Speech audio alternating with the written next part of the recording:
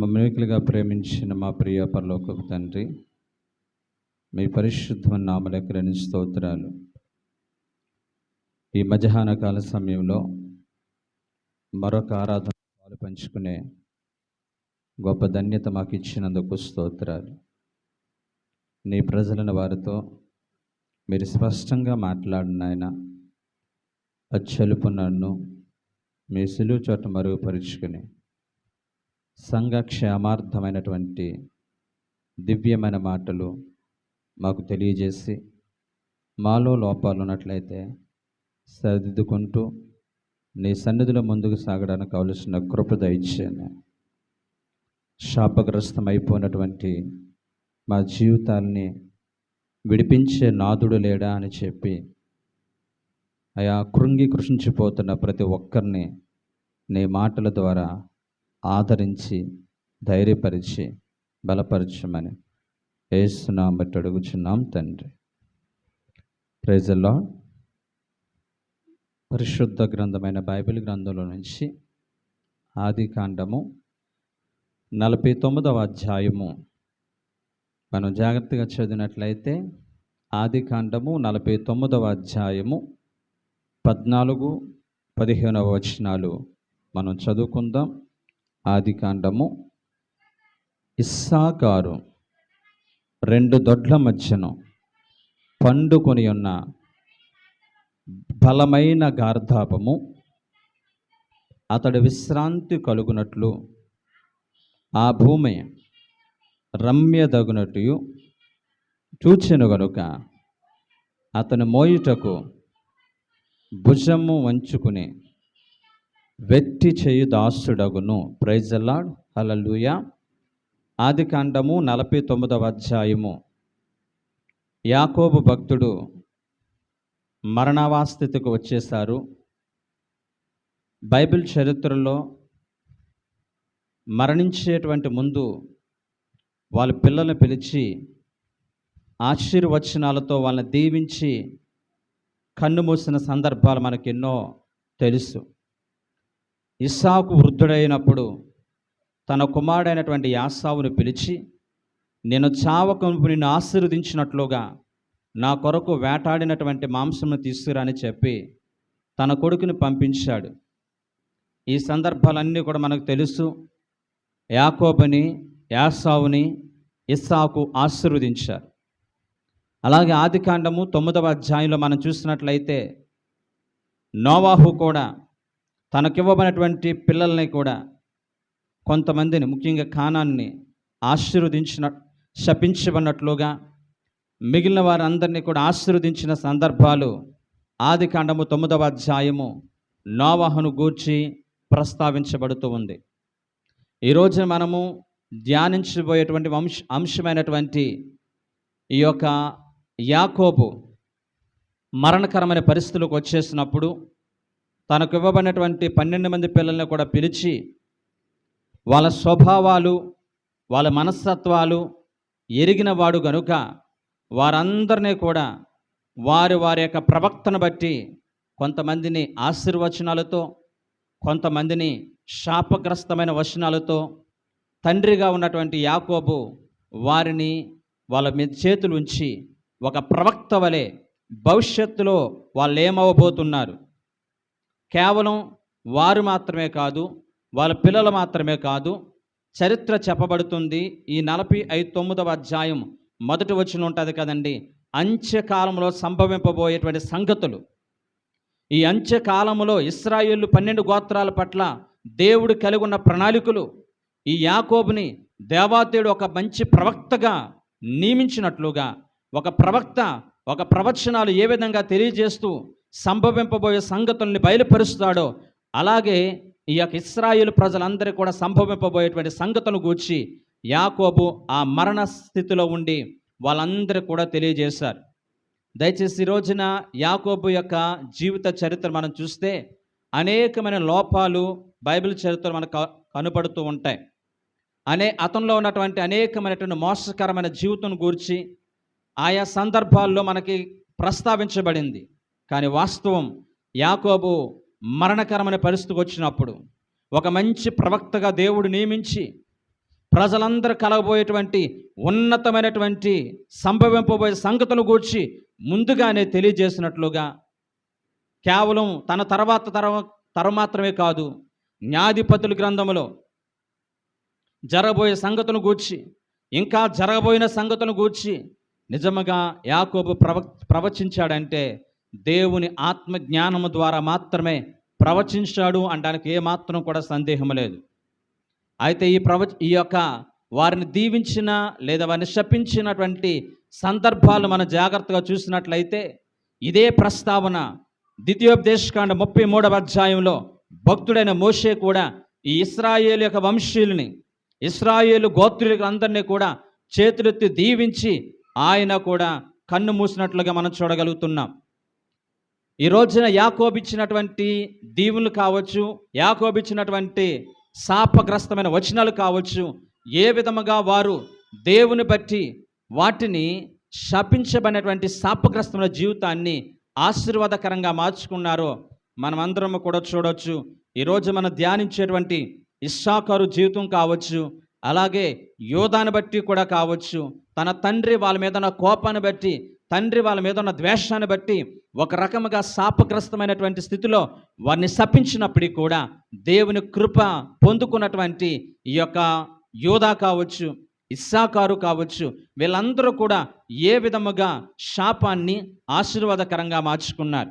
భవిష్యత్తు ఇక్కడ కూర్చుని వాక్యం వింటున్నటువంటి మన జీవితాల్లో కూడా, మన బ్రతుకుల్లో కూడా మన చేతులెత్తి ఆశీర్వదించవలసిన వాళ్ళే, మన యొక్క బాగోగులను కోరుకోవలసిన వాళ్ళే, మన యొక్క అభివృద్ధిని చూసి సంతోషించవలసిన వారే. ఒకవేళ నీ అభివృద్ధిని చూసి, నీ సంతోషాన్ని చూసి, నీకున్నటువంటి ఉన్నతమైనటువంటి స్థితిని చూసి వారవలేక, సహించలేక ఒకవేళ నిన్ను శపించేటట్లుగా ఉన్నారా? బాధపడొద్దు. ఇంకా చెప్పుకోవాలంటే నేను కన్న తల్లిదండ్రులే ఒక రకమైనటువంటి విచక్షణ నీ మీద చూపిస్తున్నారా? ఒకరినొకలాగా చూసేటువంటి అలవాటు కలిగినటువంటి తల్లిదండ్రులు నువ్వు కలిగి ఉన్నావా? నీకు ఒక శుభవార్త. ఇలాంటి పరిస్థితుల్లోనే యాకోబు శపించినటువంటి ఇస్సాకారు కావచ్చు, యాకోబు శపించినటువంటి యూదా కావచ్చు, ఏ విధంగా దేవుని దగ్గర నుంచి ఉన్నతమైన ఆశీర్వాదాలు పొందుకున్నారు మనందరూ కూడా తెలుసు. బెనోనుని గూర్చి మనం వింటూ ఉంటాం. సొంత తల్లే బెనోనిని, వీడి వేదన పుత్రుడు, వీడి జననం ద్వారా మా కీడే తప్ప, వీడి బ్రతుకు ద్వారా మా జీవితానికి నష్టము తప్ప ఏమాత్రం కూడా మేలు లేదు, ఇలాంటి వాడు బ్రతికిన వేస్ట్ అని చెప్పి వీడికి వేదన పుత్రుడు అని చెప్పి చచ్చిపోయింది రాహేలు తల్లి. ఆ తర్వాత కాలంలో దేవుడు బెనోనిని బెన్యామీనుగా మార్చి ఉన్నతమైన ఆశీర్వాదాలకు వారసుడిగా చేశాడు. హల్లెలూయా, హల్లెలూయా. ఆ విధముగానే ఈ రోజున ఇస్సాకారులో దేవునికి నచ్చినటువంటి కొన్ని శ్రేష్టమైన అనుభవాలు ఈ రోజున మనలో కూడా ఉండాలి అని దేవుడు కోరుకుంటూ ఉంటున్నాడు. దయచేసి గతం గురించి ఆలోచిస్తూ, గతంలో జరిగినటువంటి పరిస్థితులను బట్టి కృంగిపోతూ నీ జీవితాన్ని ముందుకు నడిపించుకునే ప్రయత్నం చేయొద్దు. రాబోయేటువంటి వాటి కొరకు మనమందరము కూడా ఆలోచించడానికి ప్రయత్నం చేద్దాం. బైబిల్ గ్రంథంలో, ఆ పాత నిబంధన గ్రంథంలో ఇంచుమించుగా 14 చోట్ల అంత్య దినములో జరగబోయే సంగతులు అని రాయబడి ఉందండి. అంత్య దినములో జరగబోయే సంగతులు కేవలం ఈ యొక్క దేవుని ఆత్మ చేత అభిషేకించబడి, దేవుని మాట చెప్పున, దేవుని ప్రణాళిక చెప్పున నడిపించబడినటువంటి మన పితరులైనటువంటి అబ్రహాం, ఇస్సాకు, యాకోబులు వారు మాట్లాడిన మాటలు, వాళ్ళ పిల్లల్ని ఆశీర్వదించిన ఆశీర్వాదాలు కేవలం ఒక తరానికి, 2 తరాలకి కాదు, కానీ తరతరాలకి ఆశీర్వచనాలుగా అవి మారినట్లుగా మనం చూడగలుగుతున్నాం. నేటికి కూడా ఇంకా నెరవేర్చబడుతూనే ఉన్నాయనడానికి ఏమాత్రం కూడా సందేశం లేదు. ఆ పాత నిబంధన గ్రంథం ఇంచుమించుగా 14 చోట్ల అంత్య దినములో సంభవింపబో సంగతులు నేను మీకు తెలియజేయుచున్నాననే మాట ఉంటుందండి. మీరు రాసుకున్నట్లయితే కొన్ని మాటలు చెప్తూ ఉంటాను, దయచేసి మీరు రాసుకోండి. బైబిల్ గ్రంథంలో నుంచి సంఖ్యాకాండం 24వ అధ్యాయం 14వ వచనంలో ఉంటుంది. యెషయా గ్రంథము 2వ అధ్యాయము 2వ వచనంలో ఉంటుంది. దానియేలు గ్రంథము 2వ అధ్యాయం 28వ వచనంలో ఇలా చెప్పుకుంటూ పోతే 14 సందర్భాల్లో అంత్య దినంలో సంభవింపబోయే సంగతులను గూర్చి భక్తులు ప్రస్తావించినట్లుగా మనం చూడగలుగుతున్నాం. అయితే ఇస్సాకారును గూర్చి రాయబడిన మాట, ఇస్సాకారు, నీవు 2 దొడ్ల మధ్య కూర్చున్నటువంటి ఒక బలమైన గార్ధాపం వలె ఉంటావు. నీ బ్రతుకు కాలం అంతా కూడా గాడిద ఏ విధంగా కష్టపడతాదో ఆ విధంగా నువ్వు కష్టపడతావు. కష్టం తప్ప నీ జీవితంలో సుఖమంటూ ఉండదు. నీ బ్రతుకులు నెమ్మదంటూ ఉండదు. నీ బ్రతుకు కాలం అంతా కూడా బరువులు మోసుకుంటూ, కుటుంబ భారాన్ని మోస్తూ, బాధ్యతలు మోసుకుంటూనే నీ జీవితాన్ని, నీ బ్రతుకును ముగించుకుంటావని చెప్పి యాకోబు ఈ యొక్క ఇస్సాకారుని గూర్చి ఒక విలువైనటువంటి, ఒక భయంకరమైనటువంటి ప్రవచనము, లేదంటే గనక ఒక శాపగ్రస్తం వచనాన్ని అక్కడ పలుకున్నట్లుగా మనం చూడగలుగుతున్నాం. అలాంటి ఇస్సాకారు ఏ విధముగా ఆశీర్వాదకరంగా మార్చుకున్నాడు, దేవుడు అతనిలో చూసి విలువైనటువంటి సంఘటనలు ఏంటో మనం చూద్దాం. బైబిల్ గ్రంథంలో నుంచి ఇస్సాకారు అనే మాటకు అర్థము ప్రతిఫలం అని అర్థం. ఏంటండి? ప్రతిఫలం. ఎలాంటి పరిస్థితుల్లో ఇస్సాకారు జన్మించాడంటే, కుటుంబ వ్యవస్థ అనేది అస్తవ్యస్తమైపోయింది. రాహేలు, అలాగే లేయా, యాకోబు, ఈ కుటుంబ వ్యవస్థ అంతా కూడా అస్తవ్యస్తమైపోయి ప్రతికూలమైనటువంటి పరిస్థితుల్లో ఉన్నప్పుడు ఈ యొక్క ఇస్సాకారు జన్మించాడు. యాకోబుకి 9వ కుమారుడిగా ఇస్సాకారు జన్మించాడు. తన భార్య అయినటువంటి లేయాకి 5వ కుమారుడిగా ఈ ఇస్సాకారు ఉన్నాడు. ఇస్సాకారు అనే మాటకు అర్థము ప్రతిఫలం అని అర్థం. ప్రతిఫలము, ప్రతిఫలము. ఇతడు 122 సంవత్సరాలు బ్రతికి 4 పిల్లలను కానీ, ఆ పిల్లల్ని, వాళ్ళ వంశముని ఎంత ఆశీర్వాదకరంగా మార్చి చనిపోయాడో ఒక దివ్యమైనటువంటి అనుభవాలు ఈ యొక్క ఇస్సాకారులోంచి మనం నేర్చుకుందాం. అందులో మొట్టమొదటిగా చూద్దాం, ద్వితీయోపదేశకాండము 33వ అధ్యాయము 18-19 వచనాలు. భక్తుడైన యాకోబు, భక్తుడైన మోషే పలికినటువంటి మాటలు మనం చూద్దాం. ద్వితీయోపదేశకాండము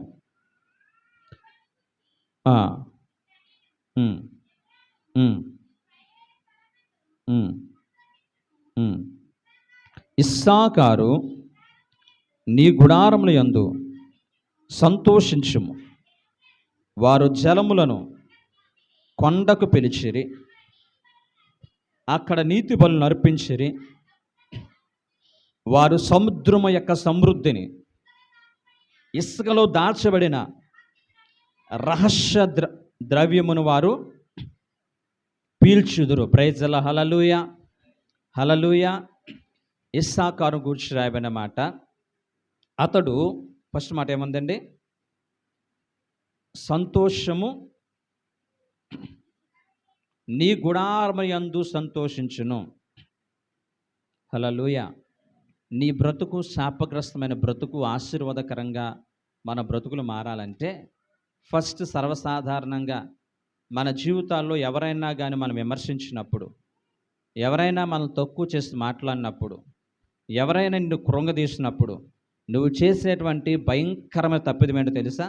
మందిరానికి రాము, దేవుని విడిచిపెట్టేయడం, దేవునికి దూరం అయిపోవడం. కానీ ఇస్సాకారు తన జీవితంలో ఇంత భారభరితమైనటువంటి హృదయాన్ని కలిగి ఉన్నప్పటికీ కూడా దేవుని గుడారాన్ని ఎంతగా ప్రేమిస్తున్నాడంటే, స్తోత్ర హల్లెలూయా. ఇస్సాకారు దేవుని యొక్క గుడారమును ప్రేమిస్తూ ఉన్నాడు. ఎందుకు దేవుని గుడారాన్ని ప్రేమిస్తున్నాడు? నా శాపగ్రస్తమైన జీవితము ఆశీర్వాదకరంగా మారాలంటే దేవుని సన్నిధిని వెతకాలి. దేవుని సన్నిధిలోనే సంపూర్ణ సంతోషము, ఆయన సన్నిధిలోనే నిత్య సుఖములు కలవు. నా జీవితంలో నాకున్నటువంటి శ్రమని, నాకున్నటువంటి కష్టాన్నంతా కూడా పనంగా పెట్టి నా బ్రతుకులో నేను సమాధానం పొందుకోవాలి, సంతోషం పొందుకోవాలి. ఈ రోజున ప్రజలందరూ అనుకున్నట్లుగా సంతోషము, సమాధానము డబ్బు ద్వారా, ఆస్తిపాస్తుల ద్వారా, వస్తు వాహనాల ద్వారా రానే రాదు. ఒక వ్యక్తి జీవితంలో నిజమైన సంతోషము, నిజమైన ఆనందము, ఇక్కడ వాక్యం చెప్తుంది కదా, దేవుని సన్నిధిలోనే సంపూర్ణ సంతోషము, నిత్య సుఖములు కలవు. ఈ రోజున మనిషి జీవితంలో డబ్బే సంతోషం ఇచ్చేదైతే, మనిషి జీవితంలో డబ్బే సమాధానం ఇచ్చేదైతే గనక, ఈ రోజున ఎందుకు డబ్బున్న వాళ్ళు, కోట్లకు పడగెత్తిన వాళ్ళు, ఆస్తి పాస్తులు ఉన్నవాళ్ళు, అందచందాలు ఉన్నవారు ఈ రోజున ఆత్మహత్యలు చేసి చచ్చిపోయేటువంటి భయంకరమైన పరిస్థితిని మనం ఎందుకు చూస్తున్నాం? నేను అంటున్నాను, డబ్బు ద్వారా, ఆస్తిపాస్తుల ద్వారా నిజమైన సమాధానం ఉందని చెప్పి మనిషి భ్రమపడి ఎండమావులే నీటి ఊటలుగా పరుగులు పెట్టి ఈ రోజున విసిగి వేసారిపోతున్నటువంటి ప్రతి ఒక్కరితో కూడా ప్రభు మాట్లాడుతున్న దివ్యమైన మాట, దేవుని సన్నిధిలోనే సంతోషం ఉంది, దేవుని సన్నిధిలోనే సమాధానం ఉందనే విషయాన్ని, ఈ నగ్న సత్యాన్ని ప్రతి ఒక్కరు ఒక గుర్తెరగాలి అండి. హల్లెలూయా. అందుకనే కొండను గూర్చిన ప్రస్తావన భక్తుడైనటువంటి యెషయా గ్రంథము 2వ అధ్యాయము 2వ వచనం చూడండి. యెషయా గ్రంథము 2వ అధ్యాయం 2వ వచనం.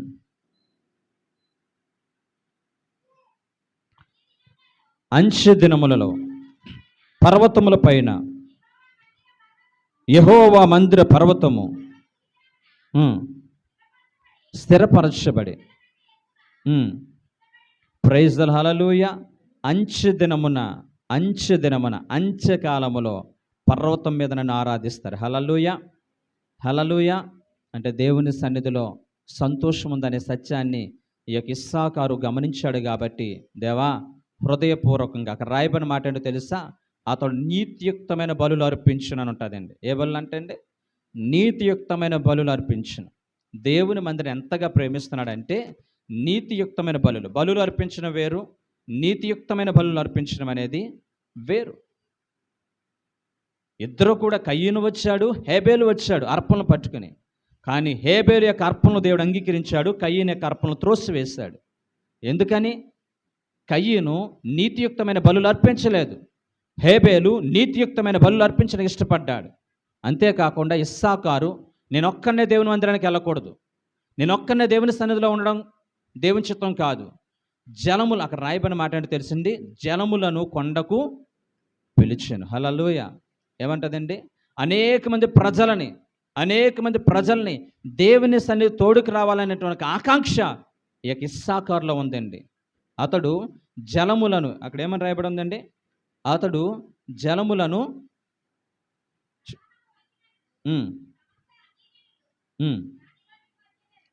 33:18 చదవమ్మా. వారు జనములను కొండకు పిలిచిరి. హల్లెలూయా. ఎక్కడ పిలిచారంటే అండి? కొండకి. కొండ దేవుని యొక్క సన్నిధి, దేవుని యొక్క నా కొండ. అందుకనే భక్తుడైన దావీదు అంటాడు కదండి, నా కొండ నీవే, నా కోట నీవే, నా ఆశ్రయ దుర్గము నీవే, నా దాగుచోటు నీవే, పర్ణశాలను దాచి ఉంచుతావని చెప్పి దేవుని సన్నిధిని గూర్చి ఇన్ని విలువైన విషయాలు దావీదు భక్తుడు ప్రస్తావిస్తూ ఉంటాడు. అదేవిధంగా ఇస్సాకారు కూడా దేవుని సన్నిధికి వారు జనములను కొండకు పిలిచిరి. ఇక్కడ కూర్చున్న నా ప్రియమైన బిడ్డ, దేవుని సన్నిధికి వస్తూ ఉంటున్నప్పుడు నీ భర్త ఎక్కడున్నాడని దేవుడు అడుగుతూ ఉన్నాడు, నీ పిల్లలు ఎక్కడున్నారని దేవుడు అడుగుతూ ఉంటున్నాడు, భార్య ఎక్కడుందని దేవుడు అడుగుతూ ఉన్నాడు. జలములను కొండకు తీసుకొచ్చి జలములను దేవుని మందిరం నడిపించేటువంటి ఒక బాధ్యత ఇస్సాకారు వంశీయులు తీసుకున్నారండి. అంతగా దేవుని సన్నిధిని హోల్ హార్టెడ్గా, హృదయపూర్వకముగా దేవుని మహిమపరిచేవారుగా ఉంటున్నారు. ఇరుకులోనే వాళ్ళ జీవితం ఇరుకైపోయింది. ఆ ఇరుకులోనే దేవుడి విశాలతను కోరుకున్నాడు. ఇరుకంటే మనం జీవించేటువంటి స్థలం కాదండి. ఇరుకంటే మన హృదయాలన్నిటి మీద, అన్ని హృదయాల్లో అనేకమైనటువంటి సమస్యల వల్ల మగ్గిపోతూ ఉంటున్నప్పుడు దేవుని సన్నిధికి వచ్చి మన హృదయాన్ని ఆయన సమర్పించి, మన హృదయాన్ని ఆయనకి సన్నిధిలో కుమ్మరించి మనం ఇరుకులో విశాలతను పొందుకునేటువంటిగా దేవుడు మనల్ని చేయాలని కోరుకుంటున్నాడు. అన్నాడు యాకోబు, నీవెప్పుడు కూడా ఒక గాడిదలా కష్టపడతావన్నాడు. కానీ దేవుని కృప ఏంటో తెలుసా? అతడు దేవుని సన్నిధిని ప్రేమించాడు, మందిరాన్ని ప్రేమించాడు. మందిరానికి అతను ఒక్కడే కాదు, అనేక మందిని తీసుకురావడానికి ఇష్టపడ్డాడు, నీతియుక్తమైన బలులు అర్పించాడు. అందుని కాబట్టి దేవుడు విడిచిపెట్టేస్తాడా? దేవుడు అతను దూరం చేసేస్తుంటాడా? దేవుడు అతను మర్చిపోతాడా? ఆయనకిచ్చిన గొప్ప ఆశీర్వాదం ఏంటో తెలుసా? వారు సముద్రం యొక్క సమృద్ధిని, ఇసుకలో దాచబడినటువంటి రహస్య ద్రవ్యమును పీల్చుదురు. ఇస్సాకారులు చివరికి స్థిరపడినటువంటి ప్రాంతము యోర్దాను నది దగ్గర పశ్చిమాన వాళ్ళు స్థిరపడ్డారు. వారందరూ కూడా గలిలయ ప్రాంతంలో స్థిరపడినప్పుడు ఆ ప్రాంతం అంతా కూడా నిత్యము సమృద్ధైనటువంటి తైలము, అనగా నిత్యము సమృద్ధి అనే పెట్రోల్ పడేటువంటి ప్రాంతం. కాబట్టి వాళ్ళు ఎంత తోడినా కానీ, ఎన్ని వందల వేల సంవత్సరం నుంచి తోడుతున్నా కానీ ఆ ఇసుకలో ఉన్నటువంటి ఒక ద్రవ్యము, ఇసుకలో దాచబడినటువంటి రహస్య ద్రవ్యము వాళ్ళు పీలుస్తూనే ఉండి వాళ్ళు సమృద్ధైనటువంటి స్థితిలో ఉన్నారండి. ఆశీర్వాదకరమైన స్థితిలో వాళ్ళు ఉన్నారు, దీవెనకరమైన స్థితిలో వాళ్ళు ఉన్నారు. వాళ్ళందరూ కూడా గాడిదల్లా కష్టపడవలసిన అవసరం లేనట్లుగా వాళ్ళందరూ కూడా సమృద్ధిని అనుభవిస్తున్నారు. ఎందుకో తెలుసా? మా బ్రతుకింతే, మా రాతింతే, మా జీవితం ఇంతే అన్నట్లుగా వీళ్ళ కృంగిపోలేదు. కానీ వాళ్ళ జీవితాల్లో దేవుణ్ణి ప్రేమించడం, దేవుని యొక్క సన్నిధిని ప్రేమించడం, దేవునికి నీతియుక్తమైన బలులు అర్పించాలనే తపన కలిగి ఉండడం, అనేక మందిని ప్రభువు దగ్గర నడిపించాలనేటువంటి ఒక ఆకాంక్ష కలిగినటువంటి కారణాన్ని బట్టి దేవుడు వారిని సమృద్ధైనటువంటి ఆశీర్వాదాలతో దీవించినట్లుగా మనం చూడగలుగుతున్నాం. ప్రైజ్ హల్లెలూయా, హల్లెలూయా. రెండవదిగా వారుకున్నటువంటి రెండవ అనుభవం చూడండి. న్యాయాధిపతుల గ్రంథము 5వ అధ్యాయము 15వ వచనం.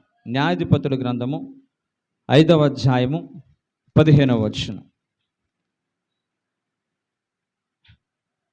న్యాయాధిపతుల గ్రంథం 5వ అధ్యాయం 15వ వచనం. ఇస్సాకారులైన అధిపతులు దెబోరాతో కలిసి వచ్చిరి. ఇస్సాకారీలు బారాకును అతి వేగముగా లోయలోనికి చొరబడిరి. చాలండి. ప్రైజ్ హల్లెలూయా. రైట్. అక్కడ రాయబడిన మాట ఏంటో తెలుసండి. ఇప్పుడు దెబోరా ఇజ్రాయేల్ ఆ ఇశ్రాయేల్ ప్రజలకు న్యాయాధిపతిగా ఉంది. ఇప్పుడు భయంకర యుద్ధం రాబోతుంది. భయంకర యుద్ధం రాబోతుంటే నువ్వెళ్ళు అని చెప్పి ఉన్నటువంటి గోత్రులందరూ కూడా ఒకరి మీద ఒకరు భారాలు మోసుకుంటున్నారు. కానీ ఈ యొక్క ఇస్సాకారులు, బారాకు వీళ్ళు అందరికంటే వేగముగా ఎక్కడికి వచ్చారంటండి? లోయలోకి వచ్చారంట. యుద్ధ సన్నద్ధులై వచ్చారంటండి. అంటే వీళ్ళకున్నటువంటి కమిట్మెంట్, వీళ్ళకున్నటువంటి ఒక దృఢ నిశ్చయత, వీళ్ళకున్నటువంటి ఆసక్తి, వీళ్ళకున్నటువంటి కష్టపడే తత్వం ఎంత గొప్పదో చూడండి. ఈ రోజు యుద్ధానికి వెళ్ళాలంటే చాలామంది మిగిలిన గోత్రాలందరూ కూడా మీరు వెళ్తే మేము వస్తాం, మీరు వెళ్తే మేము వస్తాం, మీరు వెళ్ళకపోతే మేము రాము. మనం కూడా అంటాం కదండి, మీరు అక్కడికి వెళ్తున్నారా, మీరు వెళ్తే మేము వస్తాం అన్నట్లుగా ఎవరో ఒకరు ఇనిషియేషన్ చేయరు, ఎవరో ఒకరు ముందుకు అడుగేయరు. అలాగే ఈ రోజున ఇస్సాకారులు ఎలాంటి వాళ్ళు అంటే, బైబిల్ గ్రంథంలో దెబోరా ఒక ప్రత్యేక అనౌన్స్మెంట్ ఇచ్చింది, మనం యుద్ధం చేయబోతున్నామని. అది తెలుసుకున్న వెంటనే ఈ యొక్క ఇశ్రాయేలు ప్రజలందరిలో నుంచి కూడా, ఇశ్రాయేలు అన్ని గోత్రాల నుంచి కూడా ఇస్సాకారులు అందరికంటే ముందుగా వేగముగా లోయలోకి చొరబడిరి, యుద్ధ సన్నద్ధులయ్యిరి. దేవుడు కోరుకుంటుంది ఎవరో తెలుసండి. దేవుడు ఎవరిని కోరుకున్నారో తెలుసా? ఆ దేవుని సన్నిధి పట్ల ఆసక్తి గల వారిని. రెండవదిగా సోమరితనం లేని వారిని. ఎవరిని కోరుకున్నాడండి? సోమరితనం. దేవుడు మమ్మల్ని ఆశీర్వదించట్లేదు, మమ్మల్ని దేవుడు దీవించట్లేదు అని చెప్పుకునే ప్రతి ఒక్కరూ కూడా ఈ రోజున ఆలోచించాలి, మనలో సోమరితనానికి ఏమాత్రం కూడా చోటిచ్చేవారు ఉండకూడదు. సోమరి, చీమల యొద్దకు వెళ్ళి నేర్చుకో. అవి వేసవి కాలమున ఏ విధముగా ఆహారం కూర్చుకుంటాయో ఆ విధముగానే నేను కూడా సోమరు లాంటి వారు కాకుండా చురుకైన వారుగా ఉండి మన పరిస్థితులు అన్నీ బాగున్నప్పుడు కూర్చుకునే వారు ఉండాలని దేవుని వాక్యం సెలవిస్తుంది. బైబిల్ చరిత్రలు ఎక్కడైనా చూడండి, దేవుడు తన సేవ కొరకు ప్రతిష్ఠించిన ఏ వ్యక్తి అయినా, దేవుని సన్నిధిలో బహుబలంగా వాడబడినటువంటి ఏ వ్యక్తి అయినా కానీ వారు కష్టపడే వాళ్ళని దేవుడు వాడుకున్నాడు, కానీ కష్టపడే వాళ్ళని దేవుడు దీవించాడు, కానీ సోమరుల్ని ఆశీర్వదించినట్లుగా ఎక్కడ కూడా మనకి కనిపించదు. ఈరోజు నువ్వు కష్టానికి తగిన ప్రతిఫలను పొందుకుంటావు. ఈరోజు నీ కష్టాన్ని నీ బాస్ గుర్తించుకోవచ్చు, నీ కష్టాన్ని నీ కుటుంబస్తులు గుర్తించిపోవచ్చు, కానీ నువ్వు నమ్ముకున్న కష్టాన్ని దేవాతి దేవుడు ఒక రోజున ఘనపరిచేటువంటి రోజు వస్తుందనే సంగతిని మర్చిపోవద్దు. హల్లెలూయా, హల్లెలూయా. ప్రతి ఒక్కరము కూడా ఈ రోజున దయచేసి చాలామంది కష్టపడుతున్నాం, మా కష్టార్జితం అంతా కూడా చిల్లు చంచులు వేసినట్లుగా ఏమైపోతుంది? మాయమైపోతుంది. దయచేసి వాక్యం ప్రేమిలారా, ఉగ్రత దినమందు ఆస్తి అనేది అక్కడికి రా. నేను ఒక విషయం చెప్తున్నాను. ఈ రోజున ఇస్సాకారు తన కష్టం మీద ఎందుకు నిలబడుతున్నాడంటే, మనకి అక్రమంగా 1,00,000 రూపాయలు వచ్చింది అనుకోండి, అవి తీసుకెళ్ళి జేబులో పెట్టుకున్నావు అనుకోండి, దాని ద్వారా నీకు సంతోషం ఉంటుందా? నువ్వు రోజంతా కష్టపడ్డావు, కేవలం 500 వచ్చింది, అవి జేబులో పెట్టుకున్నావు, దేని ద్వారా నీకు సంతృప్తి ఉంటుంది? అమ్మా, దేని ద్వారా? కష్టపడిన ద్వారా మనకి ఏముంటుంది? సంతృప్తి అనేది ఉంటుంది. హల్లెలూయా. ఈ రోజున దేవుని వాక్యం స్పష్టంగా తెలియజేస్తూ ఉంటుంది, సోమరితనానికి ఏమాత్రం కూడా మనం చోటిచ్చేవారుగా ఉండకూడదు. ఈ రోజున చాలామంది కష్టార్జిత, ఎందుకంటే నిత్యముగా నీ కష్టార్జితను అనుభవించేది అని ఉంటుంది. ఏంటండి?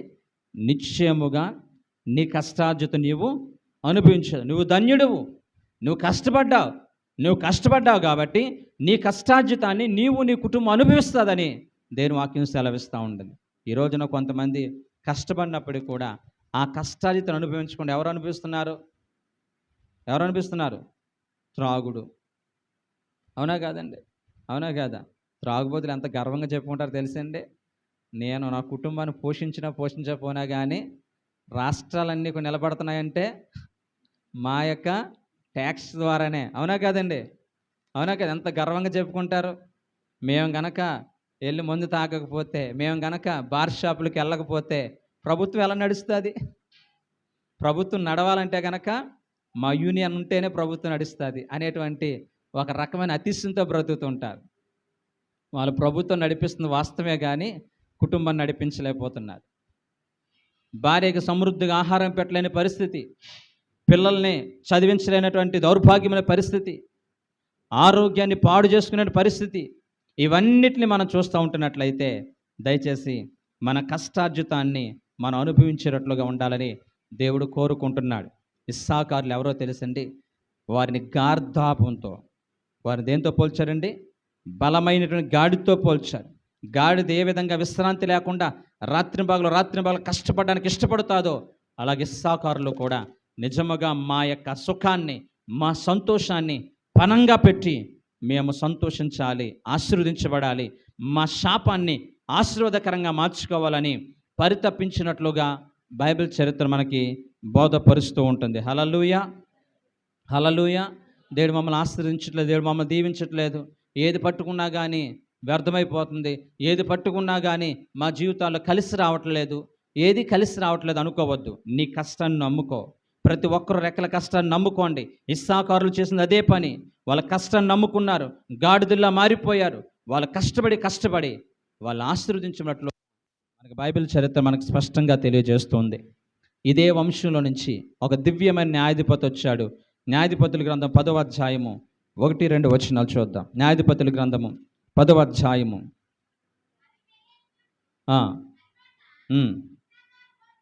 ఇస్సాకారు గోత్రికుడైన పువ్వా కుమారుడైన ఎవరంటండి? తోల. ప్రైజ్ హల్లెలూయా. న్యాయాధిపతిగా నియమించబడెను. చాలండి. అతడు ఎఫ్రాయిముల మన్యమందలి షామీర్లు నివసించేవాడు. అతడు 23 సంవత్సరాలు ఇశ్రాయేలుకు న్యాయాధిపతిగా ఉండి చనిపోయి షామీర్లో పాతి పెట్టబడెను. ఇతను ఎవరండి? ఇస్సాకారు గోత్రికుడు. ఎవరండి? చూడండి, బానిసలుగా ఉండాలని తండ్రి కోరుకున్నాడు. ఇప్పుడు ఈ యొక్క ఇస్సాకారులు ఎలా ఉన్నారండి? న్యాయాధిపతులుగా ఉన్నారు. ఎలా ఉన్నారండి? న్యాయాధిపతులుగా ఉన్నారు. ఎంత గొప్ప న్యాయాధిపతి అంటే 23 సంవత్సరాల పాటు ఇశ్రాయేలు ప్రజల న్యాయాధిపతిగా ఉన్నాడు. ఇతని పేరు ఏంటంటే తోల. ఏం పేరండి? తోల. ఈ తోల అనే మాటకు అర్థము బోధకుడు, బోధించేవాడు, క్రమబద్ధీకరించేవాడు, మంచి మార్గాన్ని తెలియజేసేవాడు. ఇతడు పరిపాలించిన 23 సంవత్సరాల పాటు ఇశ్రాయేలు ప్రజలు దారి తొలగిపోవడానికి ఇష్టపడలేదు. ఇశ్రాయేలు ప్రజలు దేవుని విడిచిపెట్టి వాళ్ళకి ఇష్టమైన వాటిని పూజించడానికి ఇష్టపడలేదు. దేవునికి అవిధేయులుగా బ్రతకడానికి వాళ్ళు సాహసం చేయలేదు. ఎందుకనంటే నడిపించే నాయకుడు ఒక శ్రేష్టమైన వ్యక్తి. నడిపించే నాయకుడు ఇస్సాకారు గోత్రం నుంచి వచ్చిన వాడు కనుక ఎవరిలైనా కానీ వ్యతిరేక భావం ఉన్నప్పుడు వెంటనే కూర్చునబెట్టి, ఇది మనకు కరెక్ట్ కాదు, ఇలా ప్రవర్తించకూడదు, మనం ఇలా చేయకూడదు, దయచేసి మన పిలిచిన దేవుడు నమ్మదగినవాడు, మమ్మల్ని ఎన్నుకున్న దేవుడు నమ్మదగినవాడు, ఆయన మాత్రమే పూజించాలని చెప్పి మనకి ధర్మశాస్త్రం బోధించట్లేదా? ఆయన మాత్రమే గణపరచాలని చెప్పి మనకు ధర్మశాస్త్రము పఠించట్లేదా? దయచేసి అలా చేయకూడదని చెప్పి మంచి నాయకుడిగా, మంచి బోధకుడిగా ఈ తోల ఇశ్రాయేలు ప్రజలందరినీ నడిపించాడు. కారణాన్ని బట్టి 23 సంవత్సరాల కాల వ్యవధిలో ఇశ్రాయేలీయులు ఎక్కడ కూడా దారి తొలగినట్లుగా చరిత్ర చెప్పబడతలేదు. ఇతడు చనిపోయిన తర్వాత మరలా ఇశ్రాయేలు ప్రజలు కింద ఉంటుందండి. ఇతడు చనిపోయిన తర్వాత మరలా ఇశ్రాయేలు ప్రజలు ఎక్కడికి వెళ్ళిపోరంటండి? దేవుని సన్నిధిని మరలా దుష్ప్రవక్తులైరి. ఎప్పుడు? తోలా చనిపోయిన తర్వాత. అంటే ఈ యొక్క ఇస్సాకారు గోత్రికులు వారు స్థిరపడమే కాదు, అందరినీ స్థిరపరచాలని మనసు కలిగి ఉంది. హల్లెలూయా. అందరినీ కూడా మంచి మార్గం నడిపించాలని తపన ఈ యొక్క ఇస్సాకారులో ఉన్నట్లుగా మనం చూడగలుగుతున్నాం. ఇంకా మనం ముందుకు వెళ్ళినట్లయితే కనుక ఆశీర్వాదము కేవలం న్యాయాధిపతుల గ్రంథంతో ఆగిపోయిందా? లేదు. కొన్ని వందల సంవత్సరాల తర్వాత దావీదు కాలం వచ్చింది.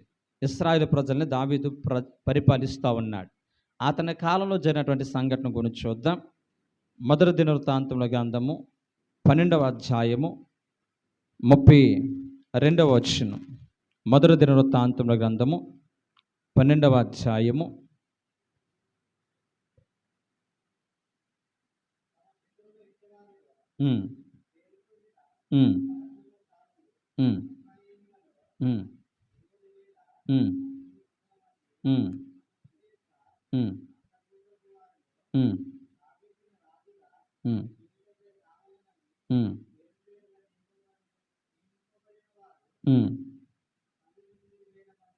Praise the lord. హల్లెలూయా. మొదటి దినవృత్తాంతములు 12వ అధ్యాయము 32వ వచనం రాయబడింది. ఇస్సాకారీయులలో సమయోచిత జ్ఞానము కలిగి ఇశ్రాయేలీయులు చేయనిదేదియో దాన్ని ఎరిగినున్న అధిపతులు 200 మంది. కరెక్టే, చిన్న చదివి కరెక్టే. ఎంతమంది అంటే 200 మంది. ఆ 200 మంది ఎలాంటి వాళ్ళు అంటే చెప్పండి. రైట్. ఏ జ్ఞానం అండి? జ్ఞానం వేరు, సమయోచితమైన జ్ఞానం వేరు. సామెతలు అనుకుంటే ఒక మంచి మాట ఉంటుంది. సమయోచితంగా పలకబడిన మాట బంగారపు పల్లిలో పెట్టబడినటువంటి ముత్యము లాంటిది అంటదండి. అంటే సమయోచితంగా మాట్లాడాలి, సమయోచితంగా ప్రవర్తించాలి. ఇస్సాకారు వంశీయులకు ఉన్నటువంటి ఒక శ్రేష్టమైన అనుభవాల్లో మరొక దివ్యం అనుభవం ఏంటో తెలుసా?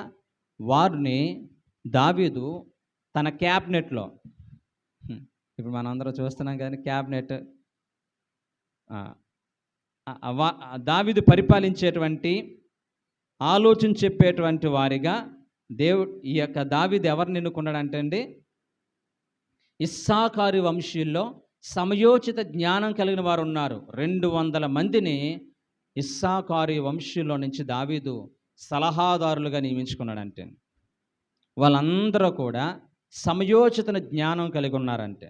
దేవుని వాక్యాన్ని ప్రేమైన బిడ్డలారా, ఈ రోజున కుటుంబ వ్యవస్థలో అనేకమైన సమస్యలు రావడానికి, ఈ రోజున కుటుంబ వ్యవస్థలో అనేకమైన ఇబ్బందుల్ని తలెత్తడానికి ఒక బలమైన కారణము, ఒక భార్యగా నీకు సమయోచిత జ్ఞానం లేదేమో, ఒక భర్తగా నీకు సమయోచిత జ్ఞానం లేదేమో, ఒక కొడుకుగా, కూతురుగా, ఒక సేవకుడుగా, ఒక విశ్వాసిగా ఈ రోజున మనకి సమయోచితంగా మాట్లాడేటువంటి జ్ఞానం లేకపోతే ప్రభువుని అడగాలి. ప్రభువా, ఇస్సాకారీయులు సమయోచిత జ్ఞానం కలిగిన వారు కాబట్టి దావీదు తన రాజ్యములో సలహాలు చెప్పేటట్లుగా నియమించుకున్నాడు.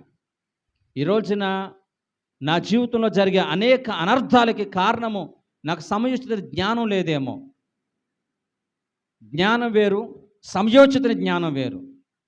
ఏ టైంకి ఏం మాట్లాడాలి, ఏ టైంకి ఏం మాట్లాడకూడదు, ఏ టైంకి ఎలా ప్రవర్తించాలి, ఏ టైంకి ఎలా ప్రవర్తించకూడదు, ఇవన్నీ కూడా దేవుడు మన జీవితాల్లో ఇచ్చేటువంటి గొప్ప ఆశీర్వాదాల్లో ఒక ఆశీర్వాదము సమయోచిత జ్ఞానం.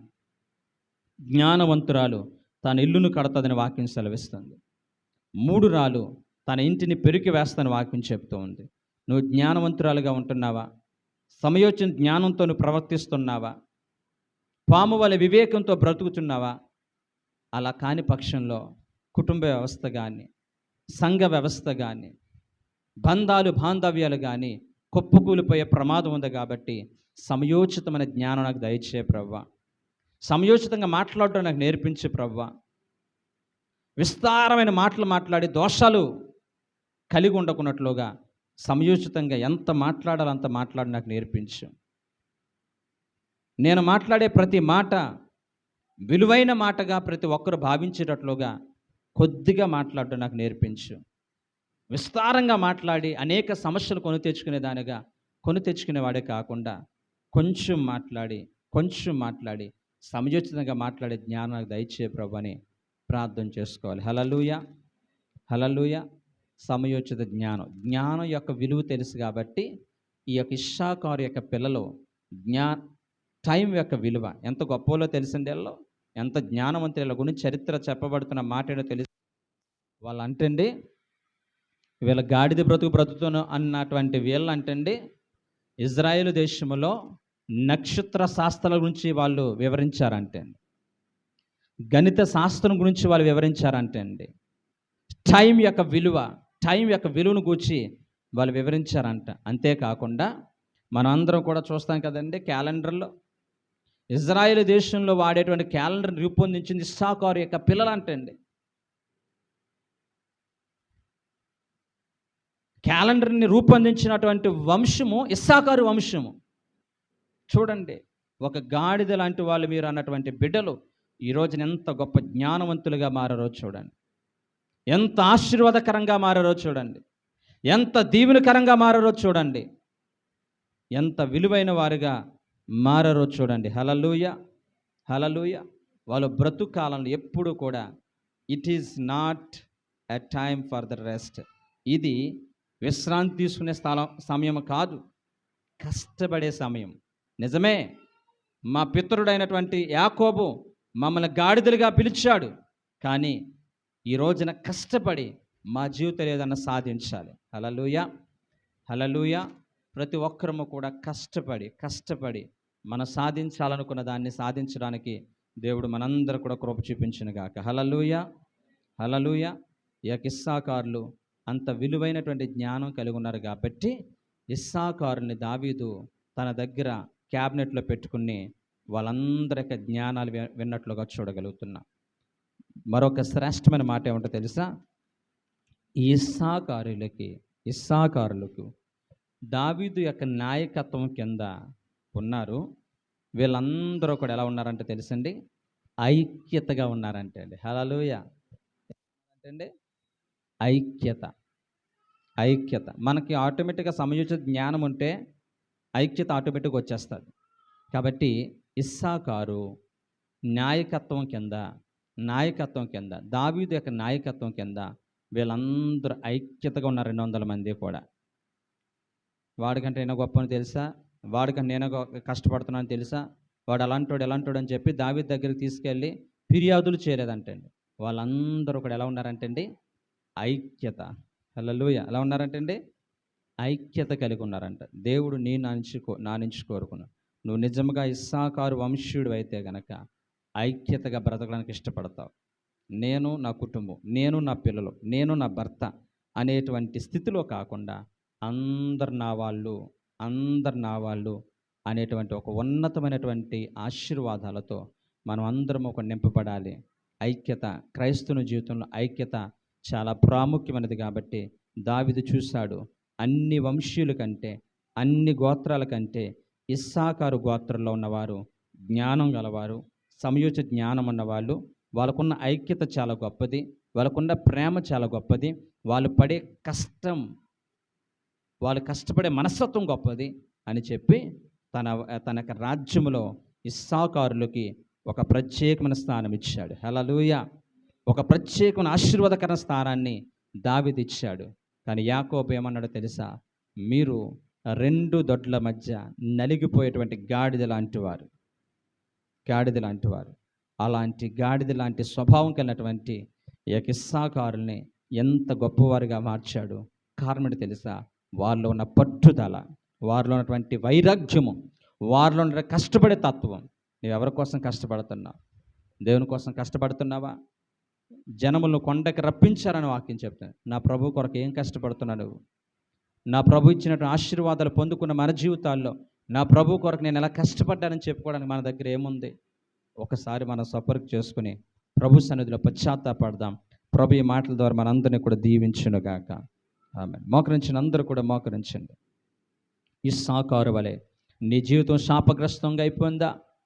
నిన్ను కన్న తల్లిదండ్రులే నిన్ను శపించారా? నీవు మేలు చేసిన వారే నీ నాశనం కోరుకుంటున్నారా? అధైర్యపడొద్దు. ప్రభు నీతోనే మాట్లాడాడు. ఇస్సాకారు జీవితాన్ని ఆశీర్వదించినట్లుగా ప్రభు నిన్ను ఆశీర్వదించబోతూ ఉన్నాడు. మహాపరిశుద్ధుడైన ప్రేమగల మా తండ్రి, ఇస్సాకారును గూర్చి విలువైనటువంటి విషయాలు మాకు తెలియజేస్తావు తండ్రి.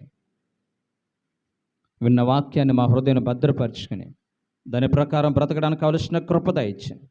వారికున్నటువంటి పట్టుదల, వాళ్ళకున్న కష్టపడే తత్వము, వాళ్ళకున్నటువంటి సంయోజిత జ్ఞానము, వాళ్ళకున్నటువంటి ఐక్యత, వాళ్ళు కలిగి ఉన్నటువంటి ఉన్నతమైనటువంటి నీ సన్నిధి పట్ల వైరాగ్యము మాకు కూడా దయచేయమని రాని బిడ్డలందరూ దయతో క్షమించాం. ఈ శబ్ద యంత్రం ద్వారా ఎందరైతే వాక్యం వింటున్నారో వారిని, వాళ్ళ కుటుంబాలను కూడా ఆశీర్వదించి వాళ్ళకున్న ప్రతి సమస్యను తీసివేసి ఇస్సాకారు పరిస్థితుల్లాగా ఎవరైనా ఉన్నట్లయితే వాళ్ళ జీవితాల్ని ఆశీర్వాదకరంగా మార్చమని యేసు నామమున బట్టి అడుగుచున్నాం తండ్రి.